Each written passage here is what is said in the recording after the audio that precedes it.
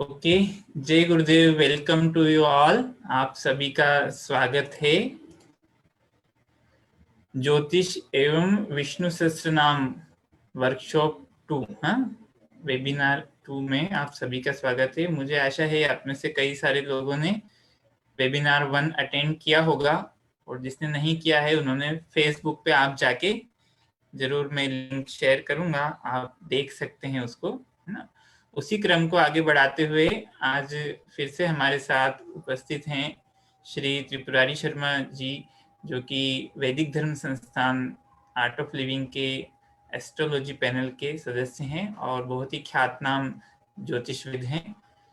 तो बहुत ज़्यादा समय आप सब लोगों का न लेते हुए मैं सीधा उन्हें आमंत्रित करने के लिए प्रार्थना करता हूँ कि वो आए और अपने अमूल्य ज्ञान से हमें अनुग्रहित करें।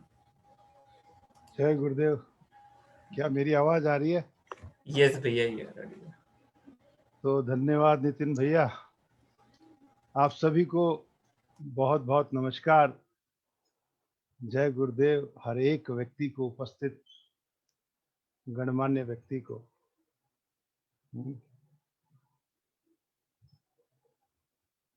विष्णु सहस्त्र नाम का एक मेरा प्रोग्राम आप लोगों ने देखा था, उसके बाद में कंटिन्यूअसली मेरे पास व्हाट्सएप पर मैसेजेस आ रहे हैं कि फला प्रॉब्लम का क्या श्लोक बताया था, फला प्रॉब्लम का क्या बताया था। तो नितिन भैया ने कहा कि वो बहुत सुपर डुपर हिट प्रोग्राम था, क्यों ना उसे रिपीट किया जाए। तो नितिन जी के आग्रह को हम कैसे टाल दें? आखिर उनके साथ 300-400 साधक जुड़े हुए होते हैं। अकेले का तो हम टाल भी दें, लेकिन 300-400 साधक और जुड़े हुए होते हैं, तो उनको टालना थोड़ा मुश्किल है। तो मैंने कहा ठीक है, एक बार और करते हैं। साथ ही 2 तारीख से पितृपक्ष आरंभ हो रहे हैं, उस पर भी हम प्रकाश डालेंगे कि पितृपक्ष क्या है, किस प्रकार हमारे देश में इनकी क्या परंपराएं हैं। तो ज्यादा बड़ा प्रोग्राम तो नहीं होगा, लेकिन 2 तारीख से आपको क्या करना चाहिए। एक एस्ट्रोलॉजर के रूप में मेरे पास कुछ ऐसी कुंडलियां आती है जिनमें पितृदोष होता है। तो पितृदोष के कुछ लक्षण होते हैं। बेसिकली पितृदोष 3 जगह पर अपना प्रभाव प्रकट करते हुए देखे गए हैं। हो सकता है बहुत से विद्वानों के मत अलग अलग हों, लेकिन मैंने जो अपने अनुभव से पाया, एक तो आजीविका में दोष पैदा हो जाता है, मतलब अर्निंग प्रॉब्लम्स आने लगती है यदि पितृदोष होता है तो। दूसरा जो है वो संतति दोष पैदा होता है, यानी संतान संबंधी दोष पैदा हो जाते हैं। लड़कियां होनी शुरू होती तो लड़कियां ही होती चली जाती है, लड़के शुरू होते हैं तो लड़के होते चले जाते हैं, या थोड़े थोड़े वो बीमार और अस्वस्थ होते हैं। तीसरा जो होता है वो निवास संबंधी दोष होते हैं। आपके आसपास कुछ लोग ऐसे आके रहने लग जाते हैं जो अनवांटेड होते हैं। तो पितृदोष में ये 3 प्रकार के दोष मेरे अनुभव में आए। और भी छोटे छोटे लक्षण होते हैं, लेकिन कुछ लोग उन्हें अन्य अन्य चीजों से जोड़ करके बताते हैं। तो कोई बात नहीं, मेरी समझ तो यही है कि यदि आपको आजीविका दोष है, बहुत लंबे समय से आप नौकरी की तलाश कर रहे हैं और नहीं लग रहा है, या संतति दोष है, बहुत लंबे समय से विवाह हो गया लेकिन संतान नहीं हो पा रही है, या निवास संबंधी कोई दोष आ गया है,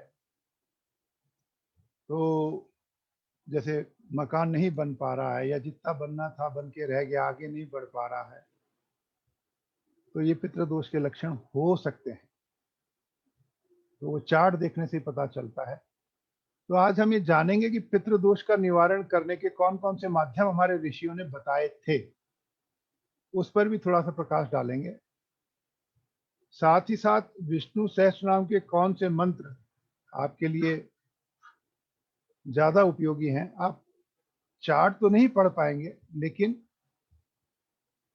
फिर भी आपको मैं बताता जाऊंगा कि किस हाउस से रिलेटेड क्या प्रॉब्लम हो सकती है, तो हो सकता है आप कोरिलेट कर पाए।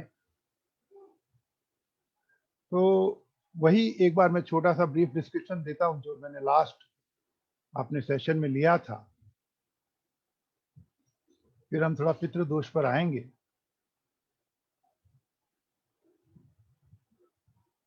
देखिए, कोई भी दोष क्यों ना हो, निवारण के उपाय हैं, है ना। तो चिंता तो नहीं करनी है। किसी भी दोष के निवारण के लिए 3 शर्तें होनी आवश्यक है। पहला है शर्त, आपके जीवन में गुरु का प्रवेश होना। तो उस पर तो आपका जोर ही नहीं है, वो तो प्रवेश कर चुके हैं। हाँ। दूसरा है मंत्र साधना। तो समय समय समय पर वीडीएस अनेक प्रकार की मंत्र साधनाओं के चैप्टर्स चलाते रहते हैं, है ना। तीसरा, आप में श्रद्धा होनी चाहिए। तो 2 फैक्टर तो एकदम एग्जैक्टली अपना काम कर रहे हैं, तीसरा फैक्टर काम नहीं करता। तीसरा फैक्टर 2 मिनट के अंदर में गायब हो जाता है कि नहीं अनुभव? थोड़ी सी प्रॉब्लम आई और श्रद्धा गायब है कि नहीं है? थोड़ी सी झंझट आई नहीं और सबसे पहले भगवान की पूजा बंद, राइट। थोड़ी सी समस्या गहराई नहीं की क्रिया बंद, हाँ। थोड़ा सा प्रॉब्लम आया नहीं, विष्णु सहस्त्रनाम बंद, क्या, राइट। और ऊपर से कारण क्या देते हैं, इतना कर रहे इतने सालों से, उसके बावजूद भी ये प्रॉब्लम आ रही है जुम्मा जुम्मा एक जन्म से तो कर रहे हो, इस जन्म में भी आधे से ज्यादा टाइम तो ऐसे ही निकल गया था। हाँ, मुश्किल से आप 2 साल से कर रहे होंगे, 5 साल से कर रहे होंगे, 7 साल से कर रहे होंगे, ज्यादा आप पुराने हैं तो 10 साल से कर रहे होंगे, इससे ज्यादा तो कोई है नहीं ना। लेकिन कर्मों की पोटली तो हजारों जन्मों से बंधी हुई है इसमें 5-10 साल क्या मायने रखते हैं, क्या 5-10 साल क्या मायने रखते हैं। और मिनिमम एक साधना को फलित होने के लिए 12 वर्ष लगते हैं, क्या एक साधना को अपना प्रभाव दिखाने के लिए मिनिमम 12 ईयर्स लगते हैं। आपने चार सोमवार व्रत किया, 5वें सोमवार प्रॉब्लम आ गई, तो लगे कोसने भगवान शंकर को कि तेरे व्रत भी करते हैं और फिर भी बावजूद भी ऐसा होता है। अरे 4 ही तो किए हैं पता नहीं अभी तो कितने करने हैं। मुश्किल से 10 दिन 15 दिन, हम 1 हफ्ता, महीना 2 महीना हम कोई साधना करते हैं और भगवान पर चढ़ जाते हैं लकड़ी लेकर। थोड़ी सी प्रॉब्लम आती है कि तेरा ध्यान भी करते हैं, तेरी पूजा भी करते हैं, फिर भी देखो हमारे ऊपर कितनी प्रॉब्लम आ रही है। अरे स्वयं भगवान के ऊपर 14 साल की प्रॉब्लम आ गई थी उन्हें खुद को उठा करके जेल में पैदा होना पड़ा, एक को जंगल में जाना पड़ा। तो आप ऐसे ना सोचें कि 1-2 साल कर लिया और भगवान जाने क्या हो गया, कुछ नहीं हुआ, 1-2 साल में कुछ नहीं हुआ।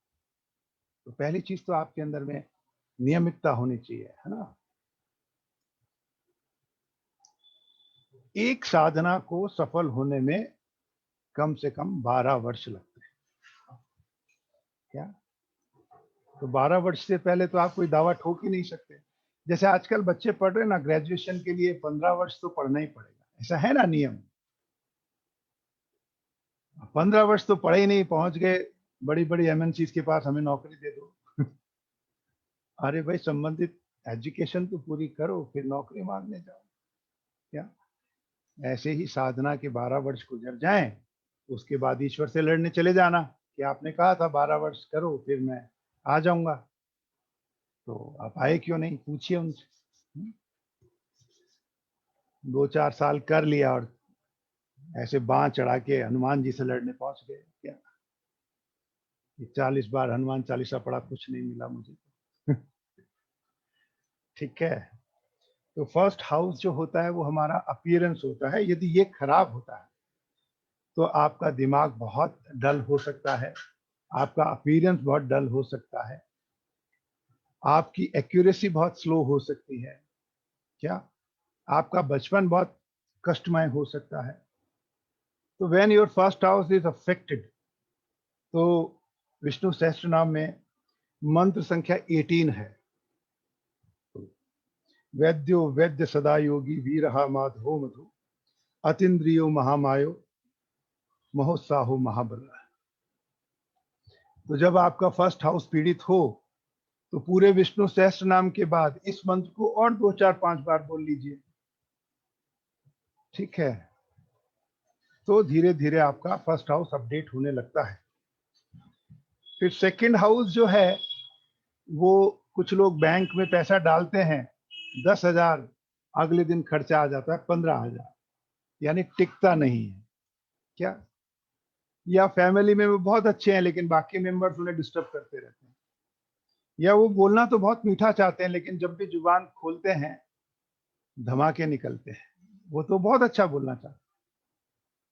तो इस प्रकार जब सेकंड हाउस पीड़ित होता है तो इस तरीके के लक्षण देखने को मिलते हैं। तो ऐसे में आपको श्लोक नंबर 24, अग्रणीर ग्रामणीर श्रीमान न्यायो नेता समीरण है सहस्र मूर्धा विश्वात्मा सहस्राक्ष सहस्रपाद, ये आंखों की बीमारियों के लिए भी बहुत अच्छा माना गया है। ये मैं अपनी मर्जी से नहीं कह रहा हूं, ये शास्त्रों में लिखा है। इसी के लिए ही आपको श्लोक नंबर 64 का भी आप आलंबन कर सकते हैं, सहारा ले सकते हैं।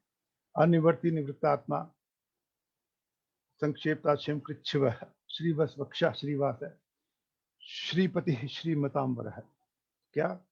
तो इसका भी आप सहारा ले सकते हैं यदि आपका सेकंड हाउस पीड़ित है तो। और एक और श्लोक है, उसका भी आप आलंबन कर सकते हैं, उसका भी सहारा ले सकते हैं। वो श्लोक है 75, सद्गति सत्कृति सत्ता सद्भूति सत्परायण है शूरसेनो यदुश्रेष्ठ सन्निवास सुयामन।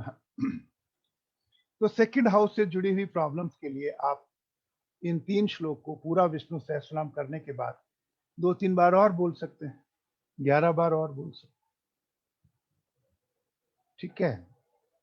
तो फिर जो थर्ड हाउस है दैट इज मेंट फॉर छोटे भाई बहन या हिम्मत साहस की कमी होना, भय लगना, इन सब के लिए आपको श्लोक नंबर 89 को एक बार फिर से आप रिपीट कर सकते हैं। सहस्रार्ची सप्त जीवा सप्तेदा सप्तवाहन अमूर्ति नगो चिंत्यो भयकृत भय नाश रह। सभी प्रकार के भय नाश करने के लिए श्लोक नंबर 89 बहुत मदद करता है। इसके साथ साथ आप इसी थर्ड हाउस की रेमेडी के लिए श्लोक नंबर 99 का भी आलंबन कर सकते हैं। उत्तरणो दुष्कृति पुण्यो दुस्वप्न नाशन है वीरहा रक्षण है संतो जीवन परिवस्थित है। ये भी आपको भय से, बुरे सपनों से मुक्ति दिलाता है। तो इस तरीके से थर्ड हाउस से जुड़ी हुई बातें आपको यदि परेशान कर रही हैं तो आप इस तरीके से उनका 1-2 बार 11 बार पढ़ करके निवारण कर सकते हैं। लेकिन मैंने जैसा शुरू में कहा कि आज पढ़ा और कल ही बुरे सपने गायब हो जाएं, ऐसा नहीं करना। एक फ्लॉप फिल्म को बनाने में भी 3-4 महीने लग जाते हैं। आप तो एक हिट फिल्म बनाने जा रहे हैं, बाहुबली पार्ट 2, है ना। तो उतने ही सेट चाहिए होंगे, उतने हीरो चाहिए होंगे, उसी तरीके की एक्टिंग चाहिए होगी। तो जो फोर्थ हाउस है वो आपकी माताजी से जुड़ा हुआ होता है, प्रॉपर्टी से जुड़ा हुआ होता है, मन की शांति से जुड़ा हुआ होता है ना।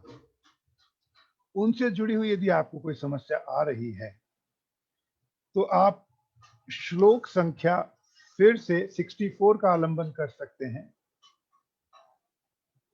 और 75 का आलंबन कर सकते हैं, क्या। ये दोनों श्लोक आपको चौथे भाव में भी मदद करेंगे। उनसे जुड़ी हुई समस्याओं में भी आपको सहायता प्रदान करेंगे। ठीक है। फिर 5th हाउस जो है वो संतान से जुड़ा हुआ है, आपकी हायर एजुकेशन से जुड़ा हुआ है। पूर्व जन्म की कुछ मेमोरीज ऐसी होती हैं जो हमारे दिमाग से एलिमिनेट नहीं हो पाती है। बार बार एक ही तरीके का डर, एक ही तरीके का सपना बार बार आता रहता है। आप लोगों को बहुत बार होता होगा ना, एक ही सपना बचपन से आज तक आ रहा है क्या, या एक ही परिस्थिति आपको आज तक डरा रही है, जबकि उस परिस्थिति का आपने बहुत बार सामना कर भी लिया है और आप सही सलामत उस परिस्थिति से वापस भी आ गए हैं। उसके उपरांत भी आपको उसी परिस्थिति में जाते हैं, फिर बार बार भय लगता है। तो ये कोई पुराना संस्कार हो सकता है। तो पंचम भाव से जुड़ी हुई समस्याएं हैं ये।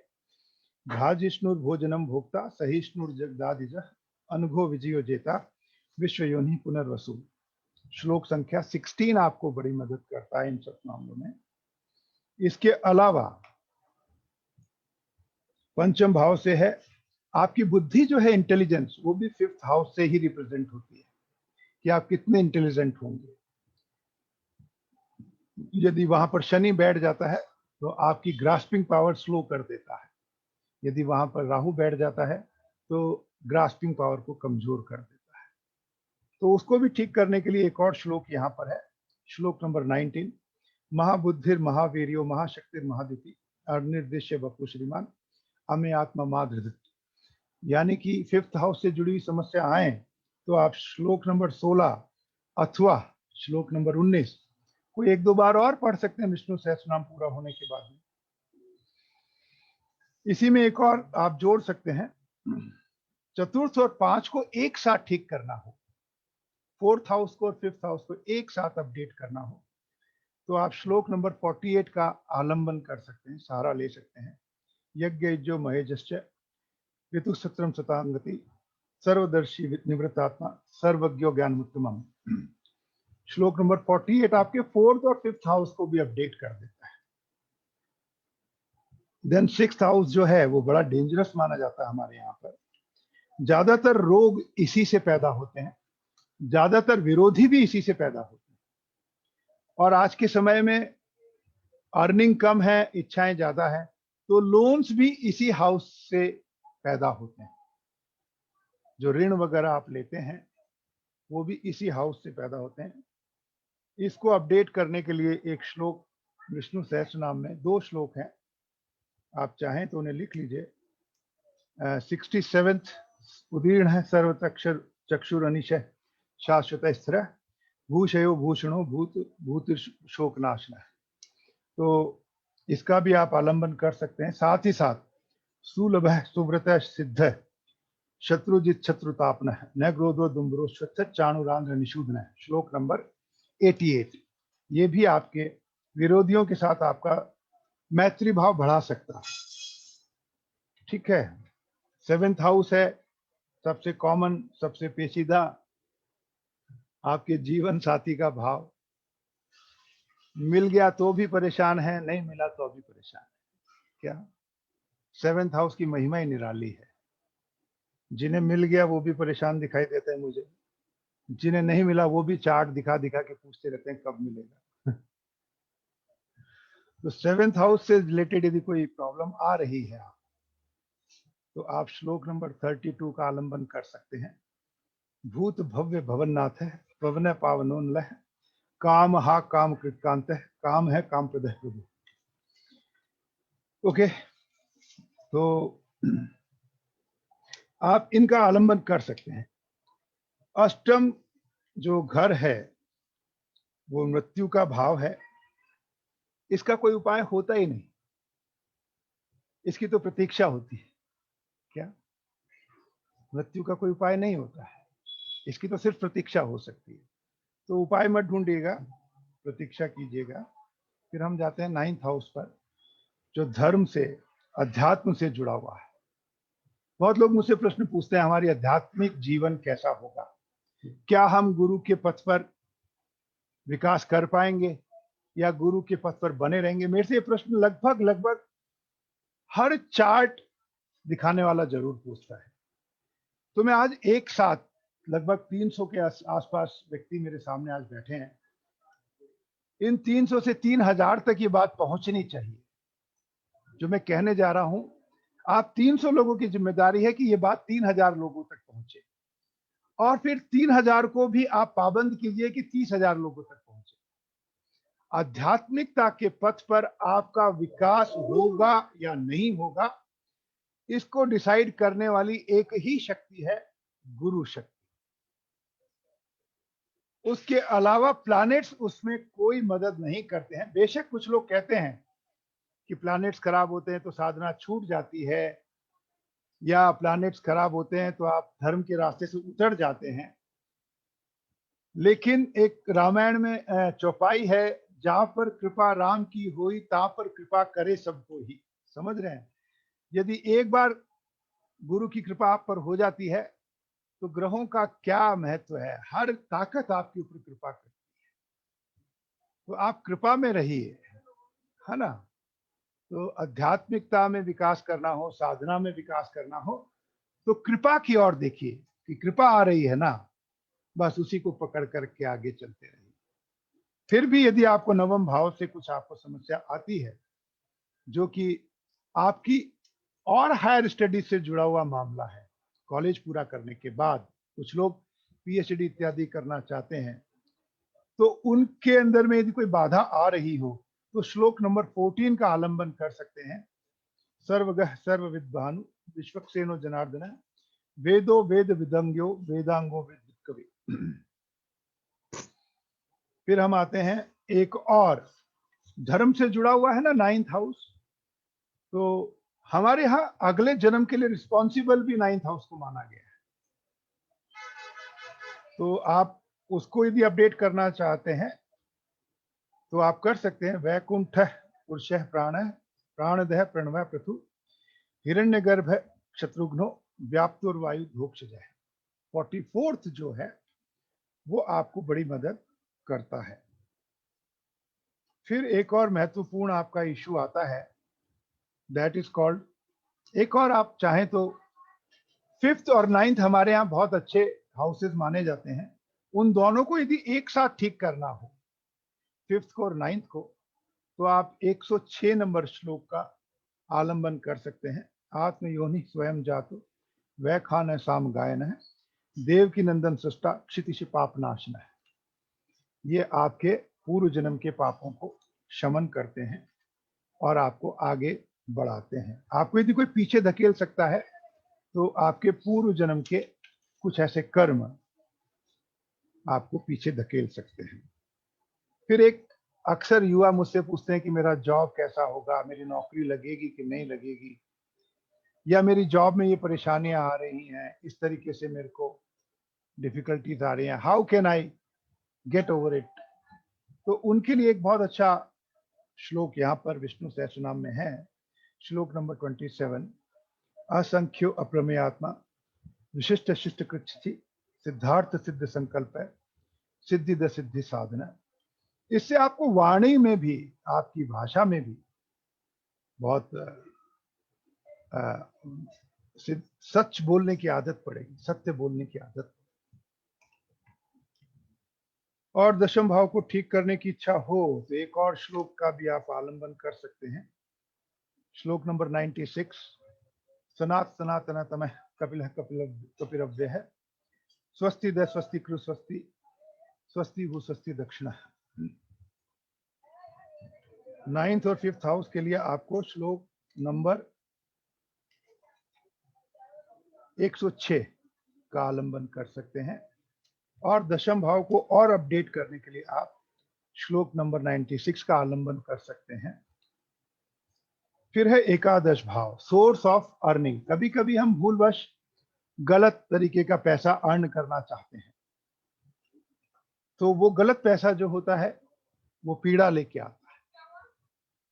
तो एकादश भाव को यदि आपको अपडेट करना हो तो उसके लिए भी एक श्लोक यहाँ पर, एक मंत्र विष्णु सहस्रनाम में है, वो मैं आपको बता देता हूं ताकि आप उसे एक दो बार पढ़ें।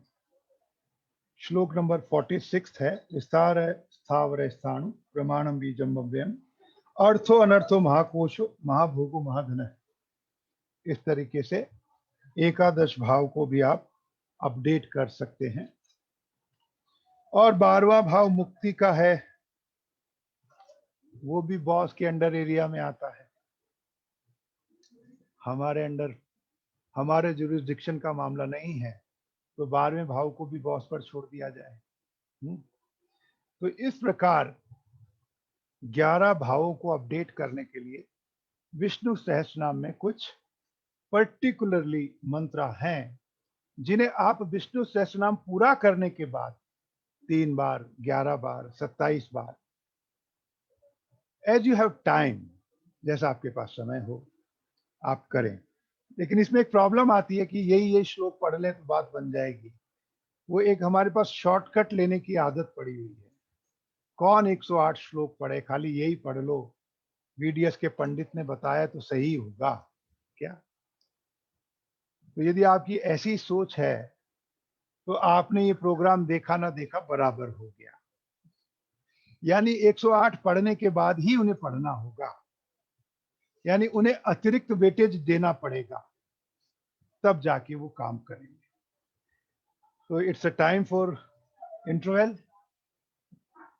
What to do 10th and 11th house signify what do. 10th house जो है वो आजीविका के लिए है, और 11th house source of income, किस प्रकार की आजीविकाएं आप करेंगे, किस तरीके का व्यापार आप चुनेंगे, वो आपको 11th हाउस से पता चलता है। तो उम्मीद है आपके कोई प्रश्न हो तो आप पूछ सकते हैं। नितिन भैया यदि वहां पर हैं तो वो पूछ सकते हैं, अदरवाइज आप नीचे चैट बॉक्स में भी लिख सकते हैं। फिर मैं उसके बाद में कुछ पितृपक्ष में करने वाले कार्यक्रमों के बारे में बताऊंगा। श्लोका फॉर 10th के लिए अलग था, 11th के लिए अलग था। 11th के लिए आप 46 का उपयोग कर सकते हैं। देखिए दोबारा पूछेंगे तो फिर बहुत लंबा हो जाएगा। भैया ये वो फेसबुक पे लाइव है, तो जिनको रिपीट सुनना है वो वहां जाके सुन सकते हैं। नया कोई प्रश्न है तो। एक जना लिख रहा है कि टुडे लुकिंग टायर्ड।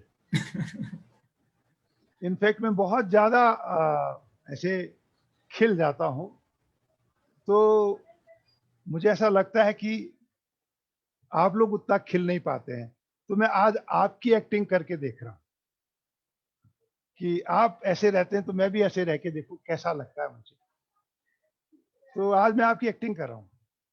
बीमारी का 6th हाउस है, तो आज जैसे आप ऐसे मुंह लटका कर बैठने के आदी हैं, धीरे धीरे बोलने के आदी हैं, 3 बार कोई पूछे तो 1 बार बोलने के आदी हैं, तो वो एक बार प्रैक्टिस करके देख रहा हूं कितना उपयोगी है। भूल गया मैं पिछले 15-20 सालों से ये सब प्रैक्टिस, तो एक बार मुझे लगा कि आज मैं करके देखूं कैसा लगता है। तो मैं तो बहुत थका हुआ महसूस कर रहा हूं ऐसा करने पर। आप तो वाकई बहुत थक जाते होंगे शाम से। हाँ, कम ऑन, कीप स्माइलिंग। तो ये वाकई थकाऊ पद्धति है। जिस पद्धति से मैंने अभी डिस्क्रिप्शन दिया, मेरे को ऐसे लग रहा है कि मेरी कमर दुख रही है, मेरा सिर भारी हो रहा है और मैं सो जाऊं, ये प्रोग्राम बीच में छोड़ दूं। तो डेफिनेटली आप इसीलिए शायद क्रिया वगैरह भी ढंग से नहीं कर पाते होंगे, क्योंकि आदत पड़ गई ना मुंह लटकाने की। और जितना मुंह लटकाते हैं लोग, उतना ही पूछने के लिए आते हैं क्या हो गया, सब ठीक तो है ना। बड़ा अच्छा लगता है जब सब पूछते ना क्या हो गया, सब ठीक हो गया। हमें इस तरीके से डिजाइन ही नहीं किया भैया। हाँ भैया बोले। एक थोड़ा आधे 10-15 सेकंड लेके ये सब बात चल रहा है ना, तो एक शेर मुझे ध्यान आया, हाँ बहुत बोले बोले। खूबसूरत था कि कश्ती तेरा नसीब चमकदार कर दिया और इस पार के थपेड़ों ने उस पार कर दिया। और अफवाह थी, नॉट रियलिटी, अफवाह थी कि मेरी तबीयत खराब है, लोगों ने पूछ पूछ के बीमार कर दिया। तो देखो आप लोगों ने इस तरीके से मेरे सामने बैठ बैठ करके मुझे भी, मेरे को मुंह लटकाने पर मजबूर कर दिया। और मैं हमेशा बोलता हूं कि प्लीज आप लोग मुस्कुराइए। आप जब मुस्कुराते हैं तो कायनात मुस्कुराती है, और आपकी पीड़ा लगभग सिर्फ 10% रह जाती है। मतलब आप मुस्कुराहट की ताकत ही नहीं जानते। इवन परम पूज्य गुरुदेव ने तो यहां तक कह दिया कि smile is the only signature of God on your face. अब इससे ज्यादा इससे ज्यादा स्माइल को कोई और डिस्क्राइब नहीं कर सकता। मतलब इससे ज्यादा सुंदर कोई परिभाषा मुस्कुराहट की दे ही नहीं सकता। विष्णु सहस्त्रनाम की इंपॉर्टेंस क्या है? विष्णु सहस्त्रनाम आपके दिमाग को स्थिर करता है, आपके मन को शांत करता है, आपके आध्यात्मिक पथ पर आपको दृढ़ता से स्थापित करता है, आपकी भौतिकता में आपका विकास करता है, और न जाने क्या क्या। क्या बोलूं? नामावली और सहस्त्र नाम क्या दोनों अलग अलग हैं? ऑफ कोर्स दोनों अलग अलग हैं, क्योंकि सहस्त्र नाम, खासकर विष्णु सहस्त्र नाम की भी मैं बात करूं तो ये परम पूज्य भीष्म पितामह को कुरुक्षेत्र में डाउनलोड हुआ था। तो इसकी इंपॉर्टेंस मेरे हिसाब से ज्यादा है। नामावली का बैकग्राउंड तो मुझे नहीं पता, लेकिन जब भीष्म पितामह के श्रीमुख से ये बोला गया था, तो आप सोच लीजिए भीष्म पितामह 8वें वसु थे, है ना। पृथ्वी को वसुधा क्यों कहा जाता है आपको पता है? अच्छा, एक छोटी सी और बात बता देता हूं। हमारे कितने देवी देवता हैं आप लोगों ने सुने हैं ना? आप लोगों ने सुने हैं 33 करोड़ देवी देवता है ना? ऐसे कुछ करके सुना होगा। आप इसे ठीक कर लें, 33 करोड़ नहीं है, 33 कोटि है। कोटि का अर्थ होता है प्रकार और कोटि का अर्थ होता है करोड़, ठीक है। तो इनफैक्ट 33 प्रकार के देवी देवता हैं।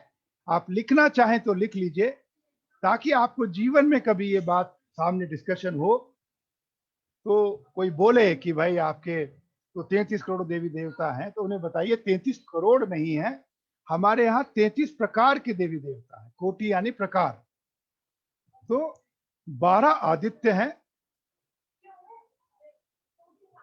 11 रुद्र हैं, कितने हो गए?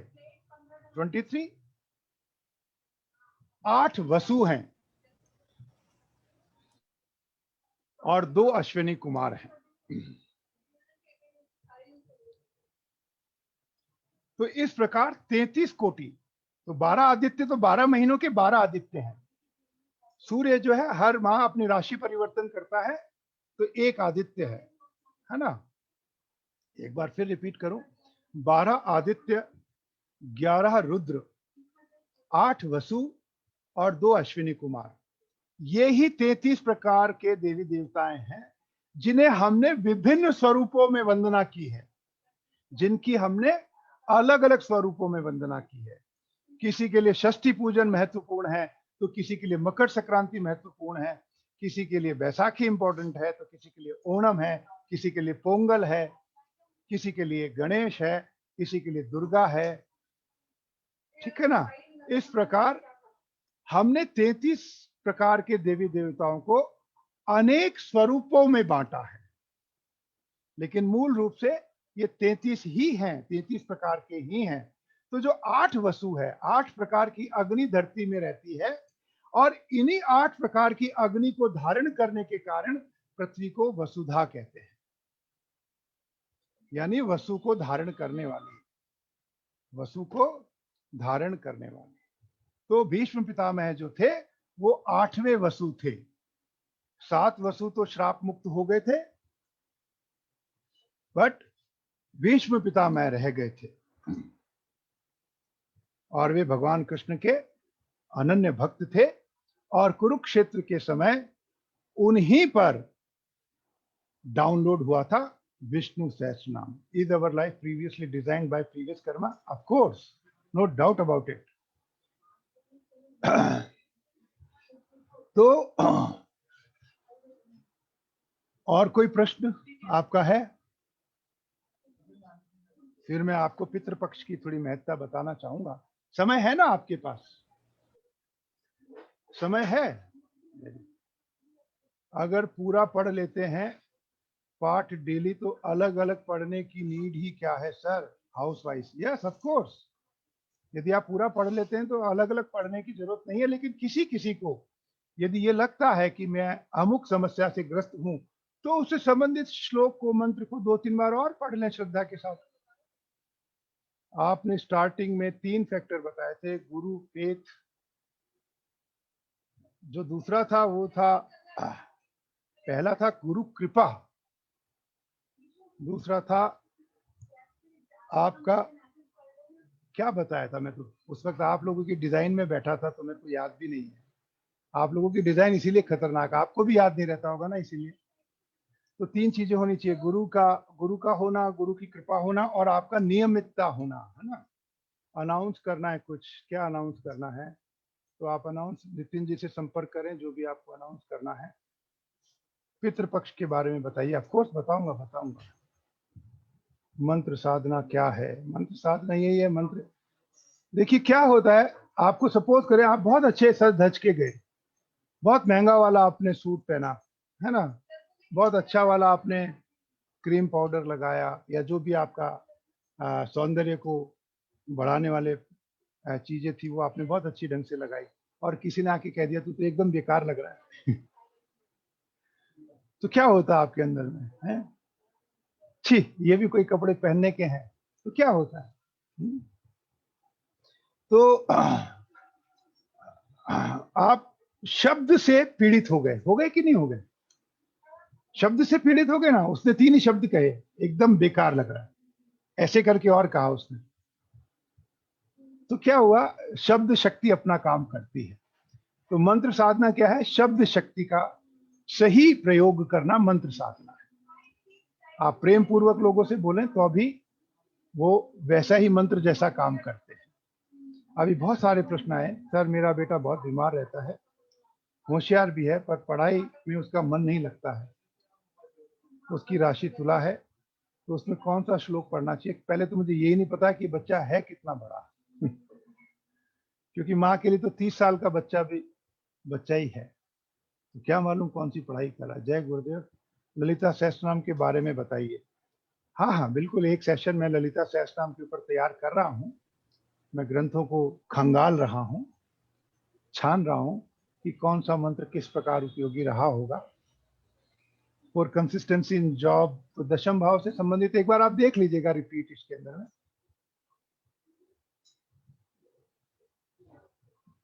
हाँ, ये प्रोग्राम्स क्या है, अभी नितिन भैया ने जिस प्रकार इतना सुंदर ढंग से आयोजित किया है, तो अदर स्टेट से भी डिमांड उठ रही है कि हम करना चाहते हैं आपका प्रोग्राम। तो यहाँ पर आप अभय जी हैं जो इन सभी प्रोग्राम्स का other than Gujarat state coordination कर रहे हैं। तो मैं आपको नंबर डाल दूंगा, आपके अपने स्टेट में भी यदि आपको ऐसे प्रोग्राम्स करवाने हों जिसमें ज्योतिष का महत्व समझना हो, मंत्रों का महत्व समझना हो, साधना का महत्व समझना हो, तो आप अभय जी से संपर्क कीजिएगा। अदर स्टेट में भी महाराष्ट्र ने भी कुछ इंटरेस्ट शो किया है, मध्य प्रदेश ने भी कुछ इंटरेस्ट शो किया है। अच्छा है, लॉकडाउन का कोई तो फायदा होना चाहिए। और नितिन भैया ने अभी इसे फेसबुक पे डाल ही रखा है, बार बार कर रहे हैं कि आपका कुछ छूट गया है तो please go to Facebook on his wall, उनके वॉल पर जाइए, ये शुरू से चल रहा है वहां पर। और उसे तो आप खुद भी कमांड कर सकते हैं, जो बार है प्रोग्रेस बार, उसको पीछे ले जाकर के सुन सकते हैं तो आपके काफी प्रश्नों को मैंने लिया है, फिर भी एक आधी प्रश्न और देख लूं। कभी कभी साधना करने का मन नहीं होता है, क्या करें? अभी देखो मेरी हालत कैसी है ना, आप वाली एक्टिंग कर रहा हूं। अब ऐसे में मुझे कोई कह दे ध्यान कर ले, तो मैं कर सकता हूं क्या? तो आप उत्साह में रहें, उत्साह में रहेंगे तो आप साधना कर पाएंगे। यदि मेरे को अभी कोई कह दे कि गुरुजी ध्यान करवाने वाले हैं, तो मैं कौन सा ध्यान करूंगा मालूम है? योग निद्रा वाला ध्यान, सो जाऊंगा सीधा, गुरुदेव बोलते रहेंगे और मेरे खराटे शुरू हो जाएंगे। तो you must be very in the jumping state. खुश रहिए आप, ऐसे प्रफुल्लित रहिए। प्रफुल्लित रहने से कभी भी साधना में बाधा नहीं आएगी। आप मुंह लटका लेंगे तो आ जाए, मुंह लटकाते ही साधना छूट जाएगी। तो 24 घंटे प्रफुल्लित रहिए किसी भी बात पे, सिवाय तिये की बैठक को छोड़, है ना।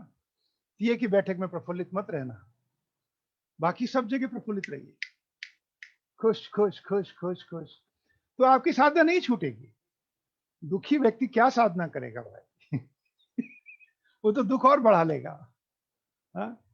तो प्रफुल्लित मन से, खुश मन से साधना कीजिए, होगी ही होगी। क्या और प्रश्न एक दो और भी आए थे जो मेरे को ऐसा लगता है। आंशिक काल सर्प योग को दूर करने का कोई मंत्र है? काल भैरव अष्टक पढ़िए। नक्षत्र और राशि निकालने के लिए क्या करना है मेरी बेटी के लिए जो 16 साल की है? आपको टाइम वगैरह देना पड़ेगा, फिर हम उनका राशि भी बता देंगे, नक्षत्र भी बता देंगे।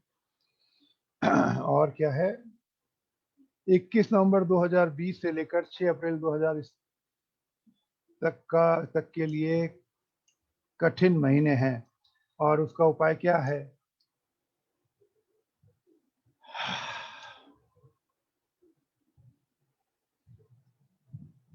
ये तीसरा लगातार सूर्य ग्रहण होने जा रहा है।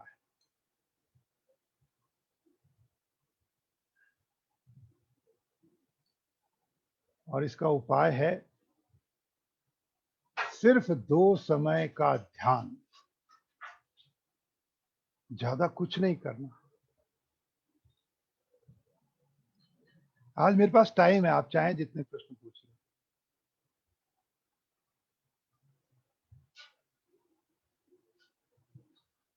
विष्णु सहस्त्र नाम पढ़िए। किसी ने कुछ कुछ पूछा, मंगल और केतु है और गुरु चांडाल दोष भी है, ऐसे में क्या करना चाहिए सिवाय विष्णु सहस्त्र नाम? अभय जी के नंबर में अभी ग्रुप में डाल दूंगा, वो अलग अलग स्टेट के अंदर में ऐसे प्रोग्राम कोऑर्डिनेट करवाना चाहते हैं। पूरे परिवार में प्रॉब्लम है तो पितृदोष है क्या? तो अभी मैं आ रहा हूँ, पितृदोष के निवारण पर भी आ रहा हूँ। और विच house is important for progress in spiritual path? आपने शायद ध्यान से नहीं सुना, मैंने बताया था 9th हाउस बहुत इंपॉर्टेंट है और उसका फैसला गुरु लोग करते हैं, तो गुरुदेव पर छोड़ दें। तो अभी मैं मुस्कुराने लगा ना, आपकी एक्टिंग मेरे से ज्यादा देर हो नहीं पाई। 20 मिनट बाद मेरे को वापस अपने ट्रैक पर आना पड़ा। तिलहोमा एक पितृदोष के निवारण के लिए बहुत अच्छा उपाय है। अभी मैं आ रहा हूँ पितृदोष पर। जीवन का रहस्य समझना है भैया, समझने के बाद में बहुत परेशान हो जाओगे। ऐसी झंझटें पालो ही मत। अच्छा, आपने कोई सस्पेंस मूवी देखी है ना? क्या उसको दोबारा देखना चाहोगे? कोई सस्पेंस मूवी देखी जिसमें आपको लास्ट में पता चल गया मर्डरर कौन था, किलर कौन था? अब आपको कोई फ्री में वो फिल्म दिखाना चाहे तो क्या आप देखेंगे? क्यों? क्योंकि सस्पेंस तो खुल चुका, आपको पता चल जाएगा कि इन सब घटनाओं के पीछे कौन दोषी है। तो जीवन का रहस्य जब तक रहस्य रहेगा तब तक ही जीवन में रोमांच रहेगा। जिस दिन जीवन का रहस्य खुल गया उस दिन वो एक बोरिंग फिल्म की तरह हो जाएगा। ये जी विजय जी एक प्रश्न पूछना चाह रहे हैं। जी विजय जी मेरे पुराने मित्र हैं आंध्र प्रदेश से, भास्कर जी। तो भास्कर जी आप लिख सकते हैं, मैं अभी आपका ही प्रश्न देखता हूं। तो please do not unfold your mystery of life, keep it as it is. ये जैसी है उसको वैसे ही रखें, वरना मजा नहीं आएगा। बहुत सारे दोषों के बारे में मेरे को भास्कर जी ने पूछा, ऐसा कुछ भी नहीं है। विष्णु सहस्त्र नाम में सारे दोषों का निवारण हो जाता है। और लगभग यहाँ के प्रश्न तो खत्म हो गए। अभी अभय भैया का नंबर डाल दिया गया है, तो प्लीज राइट डाउन यदि आप ऐसा ही कोई प्रोग्राम अपने स्टेट में करना चाहते हैं। तो I am not able to put my number this. जय गुरुदेव। 12 आदित्य 11 रुद्र, 12 आदित्य 11 रुद्र, 8 वसु, वधु नहीं। अरे एक वधु ही भारी पड़ जाती है, 8 वधु का क्या करोगे? हैं? नितिन जी एक बार जी विजय भास्कर जी को यदि आप अनम्यूट कर सके तो एक बार करें, हम काफी देर से rest. I have unmuted him. Bhaskar ji आप अनम्यूट हो गए हैं, आप बोलिए, मैं आपको सुनूंगा। हाँ मैंने लिखा था। हाँ नमस्ते। पहले एक तो नागदोष है, नागदोष, बुरे दोस्त, body and mind imbalance and anger. मैं आपको मैसेज करता हूँ इन सब चीजों पर, ठीक है। I have write down. तो क्योंकि बहुत बड़ा इशू है, हम इसी पे बोलने लगेंगे तो बहुत समय चला जाएगा। तो 8 वधु नहीं है, 8 वसु है भाई। वसु मीन्स अग्नि। क्या? तो लगभग सारे प्रश्न ले लिए। अब हम आते हैं पितृपक्ष पर, ठीक है। तो ये 2 तारीख से शुरू होने वाले हैं। पूर्णिमा से लेकर अमावस्या तक 16 दिन होते हैं। What is the importance of 9th house? अभी बात, एक प्रश्न और है, what is the importance of 9th house having me, अच्छा, मरकरी, केतु, वीनस, सूर्य। भाई इलाज करवाओ, बहुत परेशान हो जाएंगे आप धर्म को लेकर के, लीगल प्रोसीडिंग्स को लेकर। कानून, आप यदि विदेश में रहते हैं तो आप बहुत परेशान हो जाएंगे। ये शख्स शायद विदेश में ही रहते हैं जिन्होंने ये प्रश्न पूछा है। कहाँ रहते हैं ये व्यक्ति जिन्होंने प्रश्न पूछा है? What is the importance of 9th? Hema Chauhan. क्या आप इंडिया में रहते हैं, इंडिया से बाहर रहते हैं? यदि आप मुझे सुन पा रहे हैं तो आप चैट बॉक्स में उत्तर दें। पुणे में रहते हैं, कोई प्रॉब्लम नहीं है, बस पूजा पाठ कीजिए। बाहर होती तो समस्या हो जाती है। ओके, फिर हम आगे चलते हैं। पितृपक्ष जो है हमारी हिंदी तिथि के अनुसार पूर्णिमा से लेकर के अमावस्या तक 16 दिन जो आते हैं वो हमारे पूर्वजों को समर्पित होते हैं। हमारे घर में जो भी बड़े बुजुर्ग की मृत्यु होती है उसकी मृत्यु कोई ना कोई हिंदी तिथि को होती है। भले ही 12 महीने में किसी महीने में ही उनकी मृत्यु हुई हो। जीवन में साधना, सेवा, सत्संग चल रहा है, उद्देश्य जानना है, आगे क्या करना है समझना है।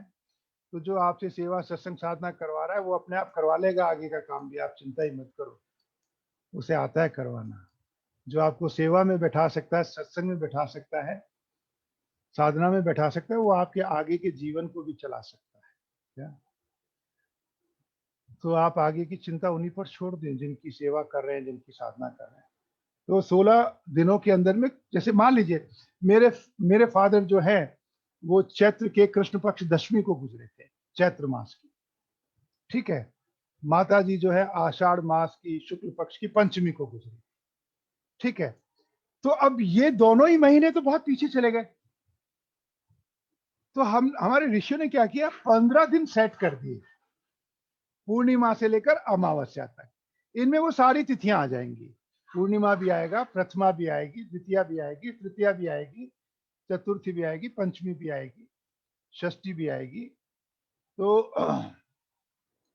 इस प्रकार अब जिस तिथि को आपके बुजुर्ग वृद्ध व्यक्ति का देहांत हुआ था, इन 15 दिनों में वो तिथि आएगी ना, 16 दिनों में आएगी ना। तो उसी तिथि को हम उनका श्राद्ध निकालते हैं। ये बात कितने लोगों को समझ में आई है ना? ये 16 दिन जो हैं जिन्हें पितृपक्ष कहा जाता है, भले ही दिवंगत आत्मा ने बाकी 11.5 महीने में कभी भी प्राण त्यागे हो, लेकिन उस तिथि को इन 15 दिनों में ही काउंट किया जाएगा। उस तिथि को इन 15 दिनों में ही श्राद्ध पक्ष के रूप में लिया जाएगा। Is it clear? तो जो लोग पूर्णिमा को गुजरे थे उनका पहला श्राद्ध 2 सितंबर को होगा। फिर उसके बाद में कोई यदि प्रतिपदा को गुजरा था, यानी प्रथमा को गुजरा था, तो अगले दिन होगा। कोई द्वितीया को गुजरा था तो द्वितीया को होगा। इस प्रकार जो व्यक्ति अमावस्या को गुजरा था उसका श्राद्ध अमावस्या को होगा। तो ये 16 दिनों को हम लोग पितृपक्ष कहते हैं। हमारे शास्त्रों में लिखा है कि इन 16 दिनों में पूर्वज धरती के निकट आ जाते हैं। तो आप जो भी श्रद्धा पूर्वक उनको समर्पित करते हैं, वो आप उनको जब समर्पित करते हैं तो वो ले जाते हैं। ऐसा हमारे शास्त्रों में मान्यता है। देखिए इस पूरी लाइन में एक शब्द है श्रद्धा।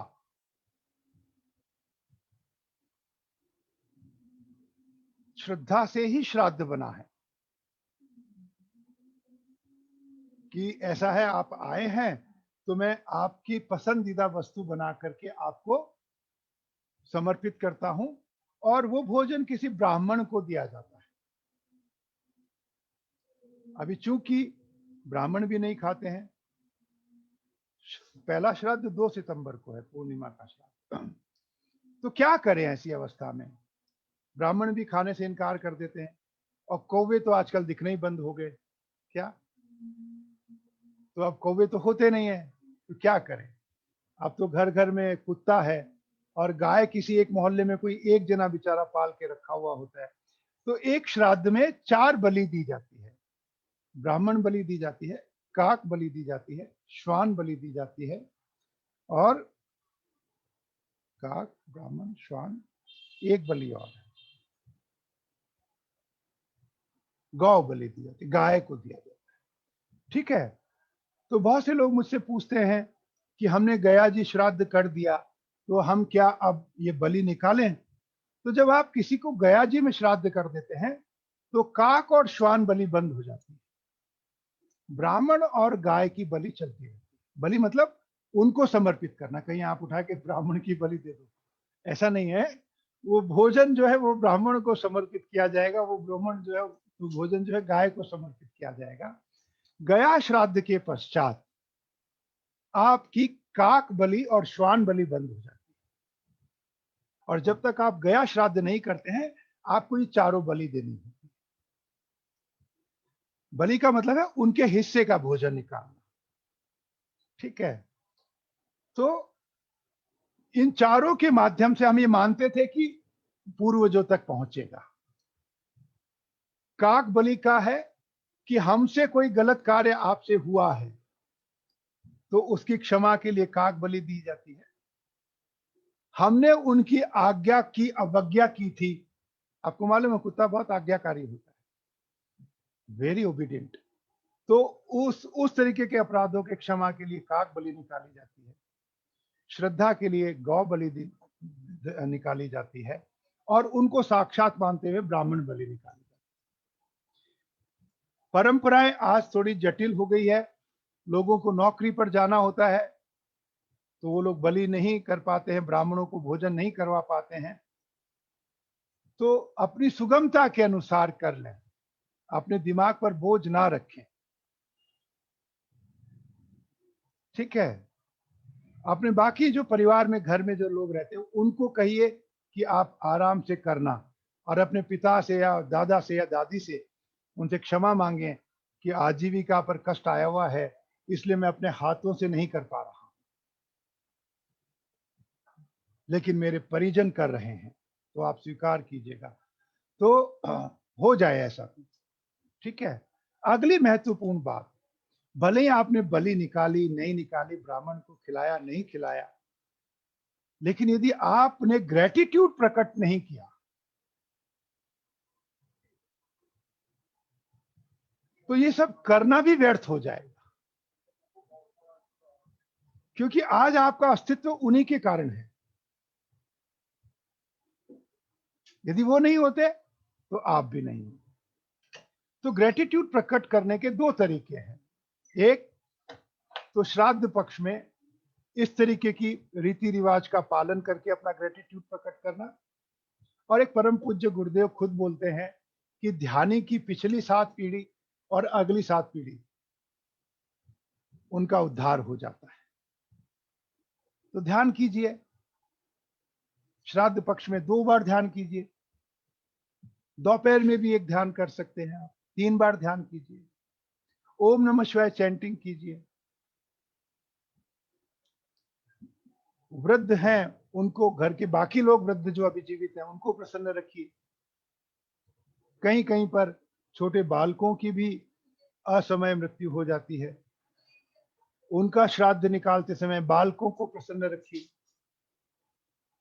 बालकों में अनाथ आश्रम में जाकर के कुछ दान पुण्य करके आइए, बच्चों को खेलने का सामान वितरित कीजिए। राइट।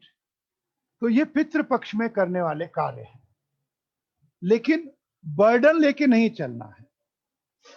आपके पितृ सब जानते हैं। एक प्रश्न मुझसे पूछा जाता है बार बार कि मुझ में फलाने आते हैं, ढिमकाने आते हैं। तो भाई ये आपका पर्सनल मामला है, आप जाने और आने वाला जाने, मुझे तो नहीं पता। क्या आप दोनों आपस में निपटिए इस मामले को। क्या तो मैं तो क्या कह सकता हूँ, कोई आ जाए भूले चुके गलत, तो अपन कैसे उससे निपटे? तो उनको सह सम्मान बुलाइए, सह सम्मान विदा कर दीजिए। मेरी मान्यता थोड़ी कम है इस मामले में। तो इसके अलावा श्राद्ध पक्ष में अधिक से अधिक भजन कीर्तन कीजिए, सत्संग कीजिए, है ना। स्वस्थ रहिए, स्वस्थ सोचिए, क्योंकि आप पीड़ा में रहेंगे तो पूर्वज भी पीड़ा में जाएंगे। अब कितने लोगों का श्राद्ध निकाला जाए, क्योंकि इतनी लंबी हमारी वंशावली है, तो हम कितने लोगों का, अभी मैं उत्तर दूंगा। एक प्रश्न मेरे सामने बार बार आ रहा है, मैं उसका उत्तर दूंगा। तो इतनी बड़ी वंशावली है, कितने लोगों का श्राद्ध करें, है ना। तो इसका एक उपाय मैं आपको बता देता हूं। 3 पीढ़ी का श्राद्ध करें, अपने से पहले की 3 पीढ़ी का श्राद्ध करें, और अमावस्या को सर्व श्राद्ध कर दीजिए। यानी जो श्राद्ध चूक गए हैं, जिन्हें हम नहीं कर पाए हैं, तो अमावस्या के दिन एक पूर्ण श्राद्ध कर दीजिए। उसमें उन लोगों का भी श्राद्ध हो जाएगा जिनके बारे में आप भूल गए या आपको पता नहीं। तो आप अपने, जैसे मैं यदि करना चाहूंगा तो मैं मेरे पिता का, मेरे दादा का और परदादा का करना चाहूंगा। आप समझ गए? तो 3 पीढ़ी तक का कर सकते हैं। लेकिन 3 पीढ़ी यदि ज्यादा लगती है, तो मैं मेरे केस की बात कर रहा हूं, मैं मेरे केस की, तो मैं मेरे पिता का करूंगा और मैं मेरे दादा का। ठीक है। उसके अलावा मैं अमावस्या के दिन संपूर्ण श्राद्ध कर। अब मेरे से कुछ प्रश्न पूछे गए थे, मैं एक बार उनको देख लेता हूं। पहला प्रश्न था कि भैया बद्रीनाथ में पितरों की पूजा तर्पण किया है, इसका क्या इंपॉर्टेंस है? किसी भी पवित्र स्थान पर, किसी भी तीर्थ स्थल पर हम यदि कोई तर्पण इत्यादि करते हैं, तो इसका एक कारण है। आज से 3 पीढ़ियां पहले तक हमारे पूर्वजों के मन में तीर्थ स्थलों के लिए बहुत सम्मान था। इवन वो तो चाहते ही ये थे कि हमारी मृत्यु भी तीर्थ स्थल पर ही हो। आप में से किसी को पता हो तो, किसी ने सुना हो तो, है तो। और बहती गंगा जो होती है वो, या बहती नदी जो होती है, उसकी ऊर्जा भी बहुत हाई होती है। तो ये 2 कारण थे कि तीर्थ स्थलों पर जाकर के हम श्राद्ध पक्ष को करते थे, क्योंकि हमारे पूर्वजों का मन घर से ज्यादा उस तीर्थ में लगा हुआ होता था। आप में से कुछ लोगों का अनुभव भी होगा कि दादा दादी जो हैं, वो भाई हम तो चारों धाम करने जा रहे हैं बोलते हैं ना। अभी तो लॉकडाउन ने सारे धाम बंद कर दिए खाली हमारा खुद का धाम खुला हुआ है, उसमें भी रोज झगड़े होते हैं, घर में बड़े बड़े झगड़े होने लगे हैं क्या। तो वो पहले के लोग बोला करते थे ना, चारों धाम की यात्रा करनी है, बद्रीनाथ, है ना, ये सब करके। तो इसलिए वहां जाकर के श्राद्ध कर, वो शरीर छोड़ने के बाद वहां ना बैठ गए हो, क्योंकि जिसमें मन होता है फिर आत्मा उधर ही गमन करती है ना। और फिर बहती नदी का ऊर्जा भी बहुत अच्छी होती है, तो वहां जब बोला जाता है मंत्र, तो उच्च ऊर्जा के अंदर में पूर्वजों तक शांति पहुंचती है। तो आपने बद्रीनाथ में कर दिया हो, गया में कर दिया हो, या अब बद्रीनाथ और गया वगैरह तो हमारे उत्तर भारत के हैं, तो साउथ में नर्मदा है, कावेरी है, और बहुत सारी नदियां हैं। आपने कहीं पर भी किया हो, सब मान्य है। अभी एक प्रश्न और आया था, हाँ, लेडीज भी कर सकती है श्राद्ध। लेडीज तो जब अंतिम क्रिया कर सकती है, तो श्राद्ध क्यों नहीं कर सकती? हाँ, किसने मना किया? तो ऐसा कुछ नहीं है। और कुछ प्रश्न आए थे इसी विषय पर, ये जानना है कि अपने पूर्वज जिनसे अपना परिवार शुरू हुआ था, यानी गोत्र के बारे में कुछ ज्ञान की बात बताइए। देखिए, आपका जहां पर भी अंतिम संस्कार हुआ था और आपका अस्थि विसर्जन हुआ था, वहां पर आपकी 7 पीढ़ियों से भी ज्यादा के नाम दर्ज हैं। वहां पर जो पंडित वर्ग बैठा है उसको हाई कोर्ट ने भी मान्यता दे रखी है। तो आप जिस जिस जगह पर अस्थि विसर्जन करते हैं वहां पर आपके पूर्वजों की पूरी वंशावली लिखी हुई है, वहीं पर गोत्र भी लिखा हुआ है, तो आप वहां जाकर के गोत्र का पता लगा सकते हैं। ओके, तो if without Pandit, how can we do? Which mantra can we chant for single lady? Om Namah Shivaya. Don't go for chaos. Om Namah Shivaya कीजिए। क्या गरीब को खिला सकती हूँ? बिल्कुल खिला सकते हैं। हाँ हाँ, बिल्कुल खिला सकते हैं, गरीब को ही खिलाएं। पंडित जी की तो वैसी तौन बहुत बड़ी निकली हुई होती है तो उनको और खिला के क्या करना चाहेंगे? तो और प्रश्न यहाँ पर जो थे मैंने लगभग फिर भी मैं क्या कर सकते हैं? ठीक है, ओके। हाँ नितिन जी, मैंने यहाँ पर कुछ प्रश्नों का समाधान तो कर दिया है। सर घर में कुछ अलाउड नहीं करते हैं, पितृ श्राद्ध, तो बाहर जाके दान कर सकते हैं? बिल्कुल बिल्कुल, किसी मंदिर में जाके कर दीजिए। घर वाले यदि आपकी इन प्रक्रियाओं से रुष्ट होते हैं, नाराज होते हैं, तो इमीडिएट तो यही बॉस है, यही नाराज हो गए तो ऊपर वालों को कैसे खुश करोगे इमीडिएट तो यही है, तो चुपके से जाके खुश करके आ जाइए, मंदिर में जाके खुश करके आ जाइए, क्या कहीं ना कहीं वृद्धाश्रम में जाके खुश करके आ जाइए। ठीक है, ब्राह्मण गाय, देखो गौ बलि, ब्राह्मण बलि, श्वान बलि और काक बलि, ये बार बार पूछा जा रहा है कि कितने प्रकार की बलि होती है। तो ब्राह्मण को दिया जाता है, गाय को दिया जाता है, श्वान को दिया जाता है और काक कौवे को दिया जाता है। ठीक है, पापा का श्राद्ध एकादशी में है, मेरी मैरिड सिस्टर, पापा का श्राद्ध एकादशी है, मेरी मैरिड सिस्टर और मैं अनमैरिड, क्या कर सकते हैं उनके लिए? क्यों नहीं कर सकते, किसने मना किया? खूब कीजिए, आराम से कीजिए, मैरिड सिस्टर भी कर सकती है मैरिड सिस्टर भी कर सकती है, अनमैरिड नहीं मैरिड भी कर सकती है। आखिरकार उनका जन्म तो वहीं से हुआ है, वो अपनी श्रद्धा प्रकट करना चाहती है, तो करे ना, किसने रोका है? मैं शादीशुदा महिला हूं, क्या मैं अपने भाई का श्राद्ध कर सकती हूँ? क्यों नहीं कर सकते, आराम से कर सकते हैं, भाई की तरफ से भी कर सकते हैं, भाई का भी कर सकते हैं, सबकी तरफ से कर सकते हैं। किसने रोका है आपको ये सब करने? जो रोका है उसको डांटिए, उसको कि उल्टी सुल्टी परंपराएं डालते हो आप। अरे जो महिला शादी होके दूसरे घर में चली गई है, क्या वो उसके माँ बाप नहीं रहे? अब क्या वो उसके माता पिता नहीं रहे? रहे ना। तो फिर तो मुझे उम्मीद है मैंने बहुत सारे समस्याओं का निराकरण किया होगा, आप लोगों को समझ में भी आया होगा। अभी कुछ सूचना है जो नितिन जी आपके साथ शेयर करेंगे। एक सूचना मैं खुद ही देना चाहूंगा, फिर बाद में डायबिटीज क्योर का मंत्र बताइए, काल भैरव अष्टक पढ़े। और सूचना ये है कि नितिन भैया और मैं अभी नए नए मित्र बने हैं, पर ऐसा लगता है जैसे जन्मों के साथी। तो हम दोनों ने डिजाइन किया है एक हैप्पीनेस प्रोग्राम, और उसमें आप लोगों के सहयोग की आवश्यकता है। Get all register for happiness programme. तो आप कितना, आज गुरुदेव ने कहा था ना दक्षिणा, कोई ज्ञान आपने देखा था आज अथर्व शीर्षा पर गुरु जी का व्याख्यान?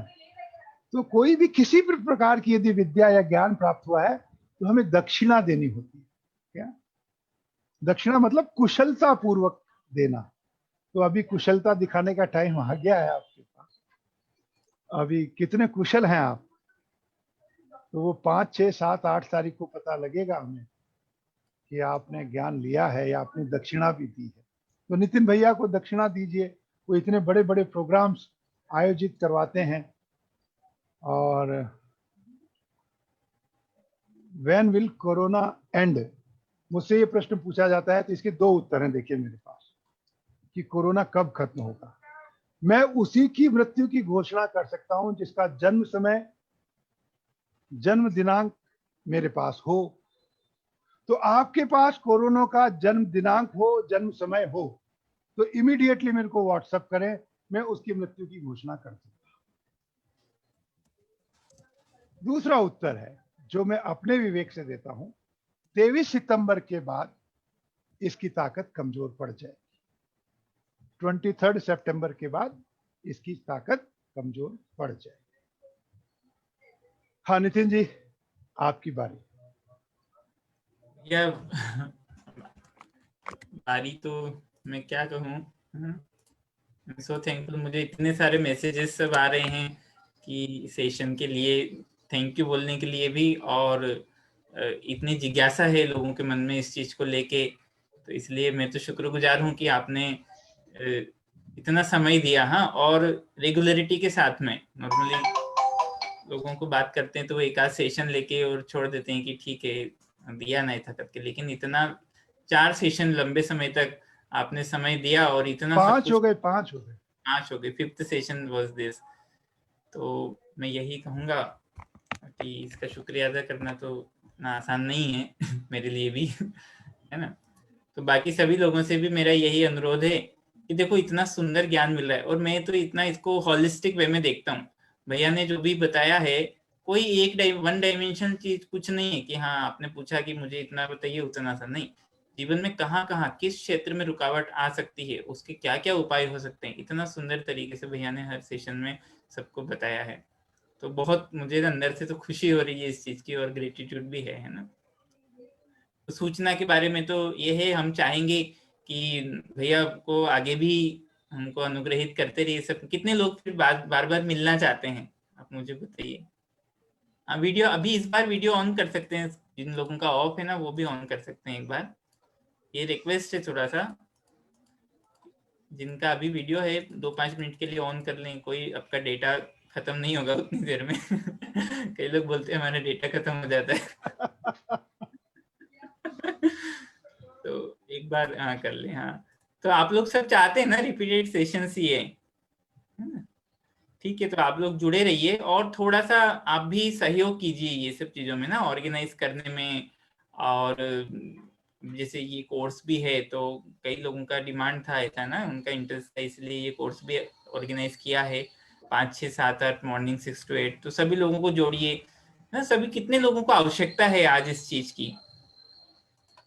इतना ही, ये पुण्य कमाने का अवसर है, मैं तो इतना ही कहूंगा। इतनी सारी बातें भैया ने बताई ना, आपको शास्त्रों के बारे में सब कुछ बताया, फिर लास्ट में क्या बताया कि गुरु की शरण में जाने से सब कुछ हो जाता है सही। और गुरुदेव का यही आदेश है फिर तो कि खुश रहो और खुशी बांटते रहो। तो उसी के लिए सब साधन हमको दिए हैं, उसमें से सबसे महत्वपूर्ण साधन है अपना सुदर्शन क्रिया। बेस्ट है ना सभी सभी पूछ रहे ना, अच्छा इससे सरल क्या करें हम लोग, इतना इतना तर्पण नहीं कर सकते तो क्या करें, इतना बलि नहीं दे सकते तो क्या करें। तो छोटा छोटा छोटा छोटा करते करते सब लोगों ने पूछा ना, आया ना सबके मन में क्या सरल है क्या सरल है ऐसा करके तो सबसे सरल चीज तो यही है सुदर्शन क्रिया, है ना, जो गुरुदेव ने बताया है। तो हमारा एक दायित्व बनता है ना कि ये चीज हम आगे भी पहुंचाएं। सब लोग आप जुड़ें, और जो लोग आप ऑर्गेनाइजिंग में जुड़ना चाहते हैं, है ना, कुछ प्रोग्राम्स ऑर्गेनाइज करना चाहते हैं, किसी प्रकार की सेवा करना चाहते हैं, देखो कई प्रकार की सेवा है। कॉलिंग सेवा आप करना चाहते हैं, या आप ये सेवा करना चाहते हैं, किसी को ग्राफिक्स अच्छा बनाना आता है, किसी को अच्छा टाइपिंग करना आता है मैसेज, कोई सोशल मीडिया में कर सकता है, कोई टेक्नोलॉजी में एक्सपर्ट है, किसी भी टाइप का सेवा आप देना चाहते हैं, यू आर मोस्ट वेलकम, है ना। एक ये यहाँ पे जो एस्ट्रोलॉजी वाला ग्रुप है ना, उसका मैंने, आप लोग में से कई लोग तो AOL ग्लोबल वैदिक एस्ट्रोलॉजी 1-2-3 ग्रुप में होंगे ही होंगे, है ना। तो वो ग्रुप में जो हैं वो तो ठीक है, उनको मैं अपॉर्चुनिटी सेवा का हम मैसेज डालेंगे। लेकिन जो लोग कहीं भी इन 3-4 ग्रुप में से किसी में भी जुड़े हुए नहीं हैं, तो फिर वो क्या करते हैं, मैसेज मेरे पास आता है प्राइवेट, भैया लिंक दीजिए संडे का। तो आई रिक्वेस्ट यू ऑल कि आप ये एस्ट्रोलॉजी वाला ग्रुप को ज्वाइन करके रखें, इसमें आपको रेगुलर अपडेट्स मिलते रहेंगे, है ना। आपको फिर एंड टाइम पे फोन करके नहीं पूछना रहेगा। हाँ, अभी ये सेशन, भैया कहाँ गए?